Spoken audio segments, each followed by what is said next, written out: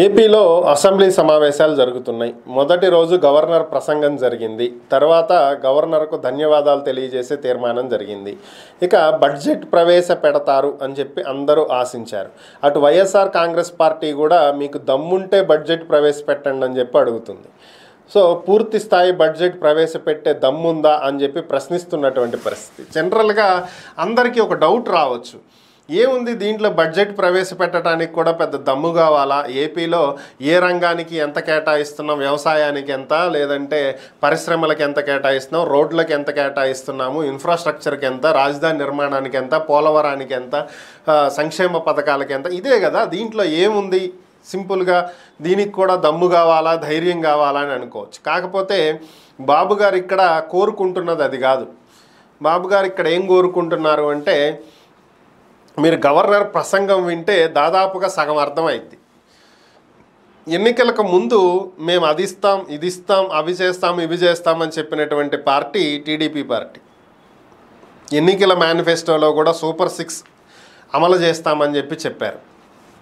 అమ్మఒడి 15,000 ఇస్తుంటే మేము ప్రతి పిల్లవాడికి 15,000 ఇస్తామన్నారు. ఆల్రెడీ ఇక్కడ 18,500 సంవత్సరానికి ఇస్తుంటే 45 ఏళ్ళు మహిళలకు మేము 18 ఏళ్ల నుంచే నెలకు 1,500 చొప్పున ఇస్తామని చెప్పి ప్రకటించారు. ఏడాదికి 3 గ్యాస్ సిలిండర్లు ఫ్రీగా ఇస్తామని చెప్పారు. మహిళలకు జిల్లాల పరిధిలో ఫ్రీ బస్ సౌకర్యం కల్పిస్తామని చెప్పారు. ఇలా ఎన్నో చెప్పుకుంటూ వచ్చారు. రైతులకు 20,000 ఇస్తామన్నారు. అలానే పెన్షన్ 4,000 చేస్తామన్నారు. అది చేశారనుకోండి, అది వేరే విషయం. ఇట్లా ఎన్నో అంశాలను చెప్పడం జరిగింది. మరి ఇప్పుడు అవన్నీ అమలు చేయాలి కదా. గత ప్రభుత్వంలో అమలు చేసినటువంటి పథకాలకే డబ్బులు తీసుకురాలేక ఇతర శాఖలకు సంబంధించినటువంటి డబ్బులు, అలాగే కార్పొరేషన్లకు సంబంధించినటువంటి డబ్బులు, గ్రామ పంచాయతీలకు సంబంధించినటువంటి నిధులు, స్థానిక సంస్థలకు సంబంధించినటువంటి నిధులు అన్నింటినీ తీసుకొచ్చి సంక్షేమ పథకాలకే ఇబ్బడి ముబ్బడిగా ఖర్చు పెట్టి అప్పులు పాలు చేసినటువంటి పరిస్థితి. గత ప్రభుత్వమేమి సంపదను సృష్టించి పన్నుల ద్వారా వచ్చిన డబ్బుల్లో రాష్ట్ర అభివృద్ధికి కొంత ఖర్చు పెట్టి కొంత తీసుకెళ్లి సంక్షేమ పథకాలకేమీ ఖర్చు పెట్టాల. రాష్ట్రంలో దేని గురించి గ్రాంట్ వచ్చినా సరే, కేంద్ర ప్రభుత్వం నుంచి వచ్చినటువంటి నిధులు కావచ్చు, ఇతర పథకాలకు వచ్చినటువంటి నిధులు కావచ్చు, ఇతర అంశాలకు వచ్చిన నిధులు కావచ్చు, అవి చాలక తెచ్చినటువంటి అప్పులు కావచ్చు, ఓవరాల్గా ఏవైనా సరే అన్నింటినీ తీసుకొచ్చి సంక్షేమ పథకాలకే ఖర్చు పెట్టారు. సో ఇప్పుడు అంతకు మించినటువంటి సంక్షేమ పథకాలని అమలు చేస్తామని చెప్పినటువంటి టీడీపీ మరి వీటికి డబ్బులు ఎక్కడి నుంచి తీసుకొస్తుంది? ఆల్రెడీ పీకల్లోతు అప్పుల్లో ఉన్నటువంటి ఏపీకి డబ్బులు ఎక్కడి నుంచి వస్తాయి? సంపద సృష్టిస్తాం, ఓకే సృష్టించాలి, కానీ ఈ సంపద ఎప్పుడు వస్తుంది? ప్రభుత్వం ఇప్పుడే మారింది, పరిశ్రమలు రావాలి. మళ్ళీ ప్రభుత్వం మారితే ఎక్కడ ఇబ్బందులు ఎదురవుతాయో అనేటువంటి భయం నుంచి పరిశ్రమలు బయటకు రావాలి. ఫస్ట్ ప్రభుత్వాలు మారినా సుస్థిరంగా మేమైతే వ్యాపారాలు చేసుకోగలుగుతాం అనేటువంటి నమ్మకం కలగాలి. అప్పుడు పరిశ్రమలు పెడతారు. పరిశ్రమలు పెట్టడం అంటే అక్కడి నుంచి తీసుకొచ్చేసి ఇక్కడికి జరిపి గ్యాస్ సిలిండర్ అటు నుంచి ఇటు పెట్టినట్టు పెట్టడం కాదు కదా. లేకపోతే పుస్తకాలు ఈ బెంచ్ మీద నుంచి ఆ బెంచ్ మీదకి పెట్టినట్టు కాదు కదా. ఇక్కడ దానికి సంబంధించినటువంటి ఇన్ఫ్రాస్ట్రక్చర్ కన్స్ట్రక్షన్ జరగాలి. దానికే 1 సంవత్సరమో 2 సంవత్సరాలు టైం అయిపోయింది. ఆ తర్వాత వాళ్ళ కార్యకలాపాలు మొదలు పెట్టాలి, అమ్మకాలు జరగాలి, మ్యానుఫ్యాక్చరింగ్ యూనిట్లు అయితే. సో వీటన్నిటికీ అప్పుడు కదా ప్రభుత్వానికి పన్నులు వచ్చేది, ఆదాయం పెరిగేది.